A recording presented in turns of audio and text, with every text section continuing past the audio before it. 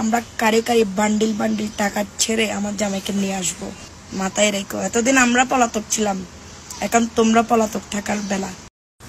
হ্যাঁ, আমার জামাই গতকালকে রাতে অ্যারেস্ট হয়েছে। এটা নিয়ে তো হাই উল্লাস করার কিছু নাই, ঠিক আছে? মামলা যখন আছে অ্যারেস্ট হবেই। এগুলা নিয়ে এত টেনশন করে দুঃখ প্রকাশ করে কান্নাকাটি করার কিছুই নাই। আপনারা যারা ভাবতেছেন আমার জামাই অ্যারেস্ট হয়েছে আর কোনোদিন বের হবে না, ওদের জন্য এক বালতি সমবেদনা। আমরা কারি কারি বান্ডিল বান্ডিল টাকা ছেড়ে আমার জামাইকে নিয়ে আসবো। আমার জামাই বীরের বেশে চলে আসবে এবং যারা এই ঘটনা ঘটাইছে তাদেরকে ছাড় দেওয়া হবে না। মাথায় রেখো, এতদিন আমরা পলাতক ছিলাম, এখন তোমরা পলাতক থাকার বেলা। এখন আমার জামাই আইনি প্রক্রিয়া শেষ করে আমার কাছে আসবে, তখন আমার খেলা শুরু হবে। খেলা মাত্র শুরু করছো তোমরা, শেষ করবো আমরা, ঠিক আছে?